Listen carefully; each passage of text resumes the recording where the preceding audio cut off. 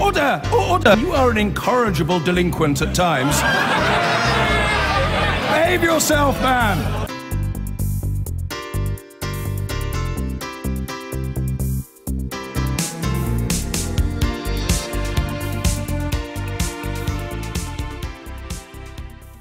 The company at the centre of a scandal which saw so many of your tax credits wrongly stopped is due to give evidence to an influential committee of MPs tomorrow. The American firm Concentrix was employed by the government to reduce the benefits bill by finding and stopping wrongful tax credit claims. But last month, this programme exclusively revealed that many of you were having your money stopped by mistake, leading to some serious hardship for those caught up in it. Here's the story to date.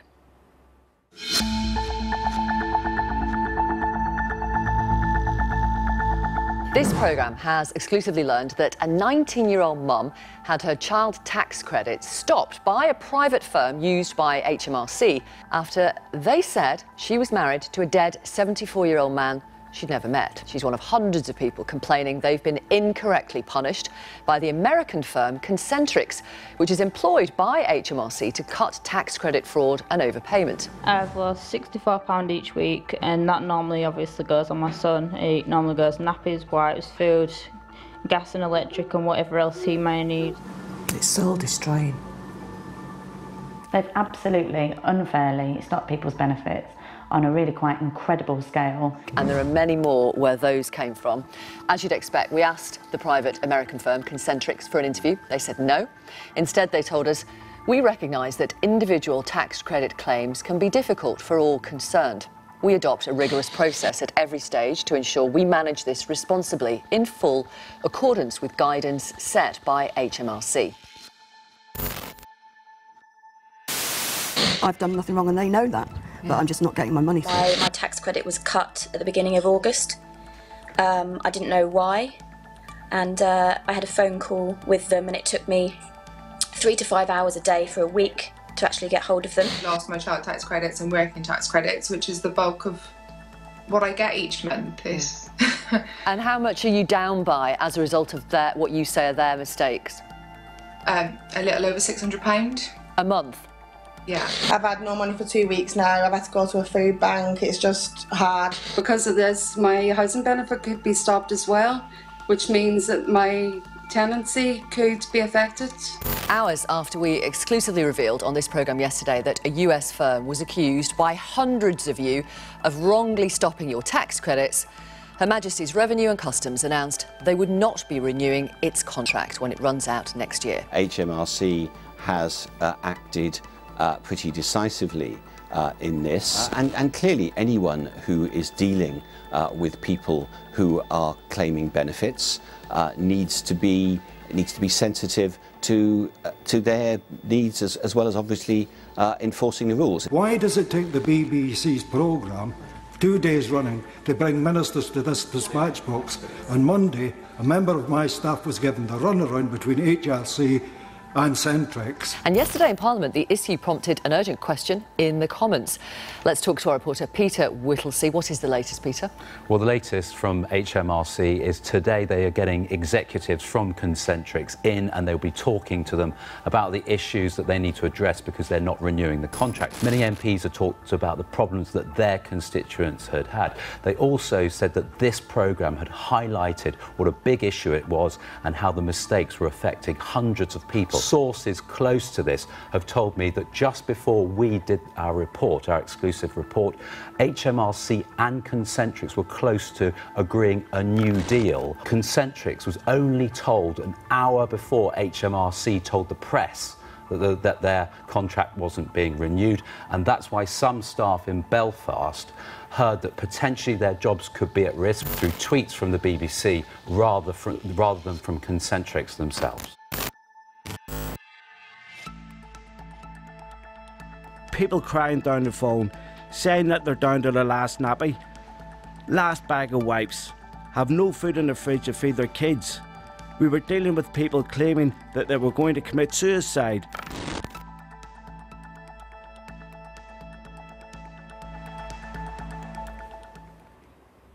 Well, we'll talk to some of those giving evidence to that committee of MPs in just a moment. But first, our reporter Peter Whittlesey has followed this story from the beginning and is here.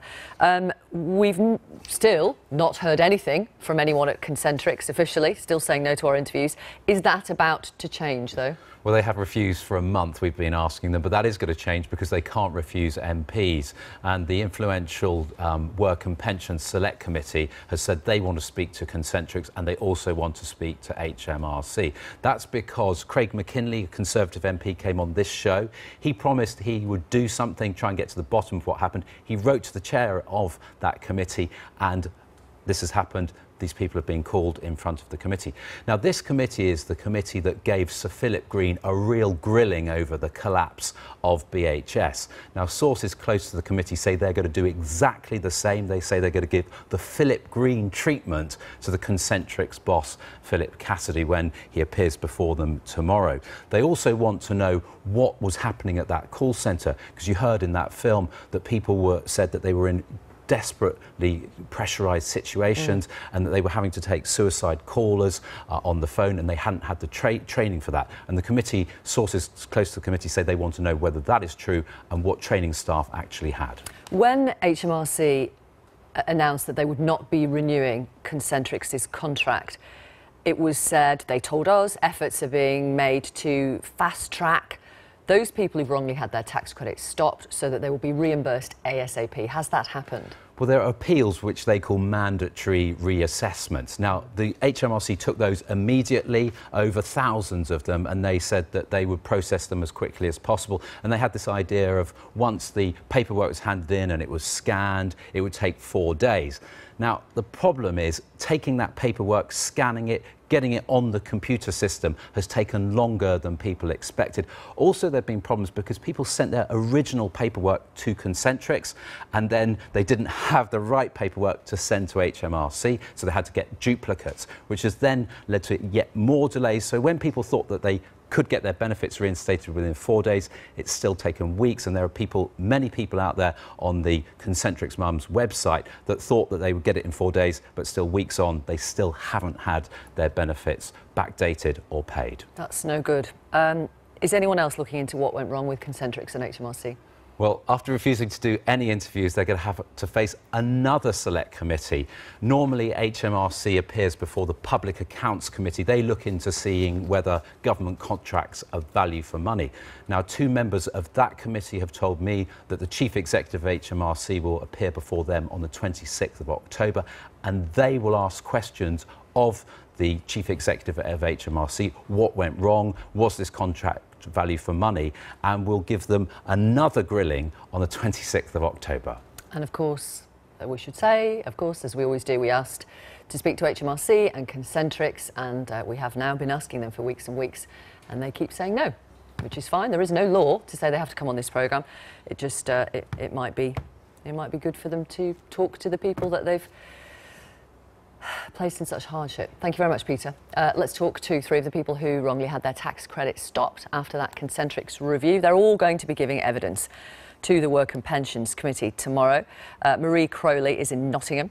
We've got Paul Ite and Sarah Broom. Also, the SNP MP, Tasmina Ahmed Sheikh, who is going to table an emergency question in Parliament today about the delays Peter was mentioning some people are facing in getting their payments back. Hello, all of you.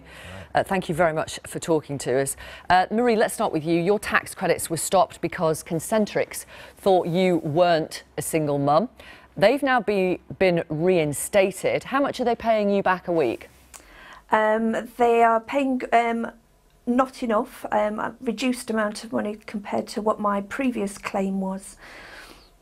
But have you got that in a lump sum, or is it dribs and drabs? They are refusing to give me my lump sum for the 6 weeks I was without payment. So at the moment I'm currently unable to pay back people that I borrowed money from. So yeah, it's not a good situation. What will you be saying to this committee of MPs tomorrow? I'll be wanting somebody to be accountable for a disastrous contract. Whoever thought giving a contract that dealt with people's lives with such, you know, benefits, you know, financially is beyond me, and I really want them to tell me why they gave, you know, such perverse incentives to a private company. Yeah, that's the performance-related element of the contract. Absolutely. Sarah, yours was stopped too. Yeah. How long have you spent on the phone trying to get them reinstated? I went through my mobile phone bill and I figured out that I have been on the phone to HMRC and Concentrix over this past 4 weeks. I've been on the phone 19 hours and 57 minutes, and that's just my mobile. I've used other people's house phones, such as my parents as well, so I don't know the full figure, but all I know is it's consumed my life and affected my children, and it's just been an awful situation. And have you succeeded in getting them reinstated? I haven't yet, no. They've agreed to pay me a lump sum. I haven't had any letters back to say that my case has been overturned. It was just a phone call that I made. I've literally called them every day to try and get an update because my information has been lost 3 times. Really? So I've had to send it in again. So I was really concerned as to where that paperwork went. And also contacted my MP who's helping me. So I've got a payment coming in today, funny enough, but you know, it's not for the full amount that they owe me, but it's a start, and at least, you know, I've got some sort of a decision and hopefully receive the letter explaining what it is. Paul, a vice president from Concentrix, it sounds very grand, doesn't it, will be appearing in front of the committee tomorrow. What would you like to ask that vice president? There's one thing I'd like to ask is more about the paperwork that's gone missing. My first paperwork went missing when I sent it in May. They said they'd never received it, and then never got any warning when my payments were stopped at the beginning of August. Now, we have got evidence that we will be raising at Parliament tomorrow that will show that they're sending other people's documents back when they return people's documents. So they're sending the wrong documents. Sending the wrong documents back to the wrong people. To the wrong people, and we've got evidence that we will raise at Parliament tomorrow for this. And I would like to ask him how, because if that's happened to my paperwork, I'd like to know where mine's gone as well. Okay, so there could be serious data protection issues here. Very serious data protection issues. Okay, were you aware of this, Tasmina? Data protection? No, I didn't know about documents going to other places. The main issue, and one of the reasons I've tabled an urgent question today, is you'll be aware on the 14th of September the Financial Secretary to the Treasury said at the dispatch box that it would be a 4-day turnaround for money to be in people's banks once paperwork has been received. We contacted HMRC on the 29th of September in relation to a constituent and were told that it was a 2 to 3 week turnaround period before they'd even be looked at. And then more recently on the 4th of October we're now being told that the 4-day period has been dispensed with totally. In the meantime, we have people who've wrongly had their tax credit claims stopped. Mother who, one of my constituents who's needs childcare arrangements in place, can't afford to pay her childminder because of the tax credits have been stopped.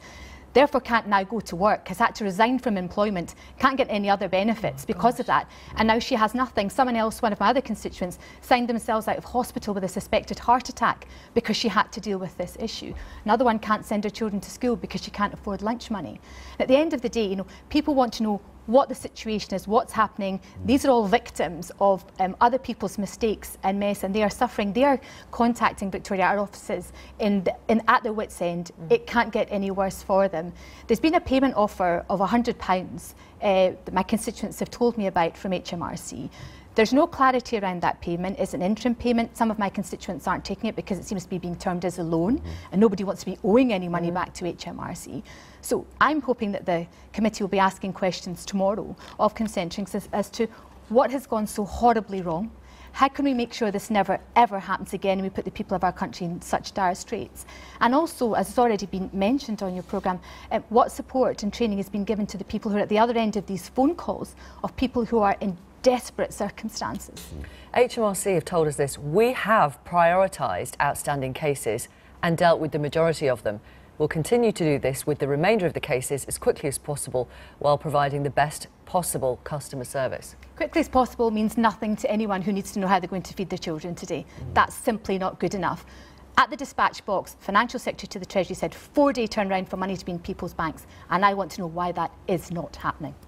And when it will happen, because as you say, people are pretty desperate. I mean, Paul, you know, the Concentrix Mums Facebook page, there are dozens and dozens, if not hundreds and hundreds of stories of people still In severe financial hardship. Severe financial hardship. There's a lot of people talking. We're getting an average of around 50 to 60 people a day joining the website.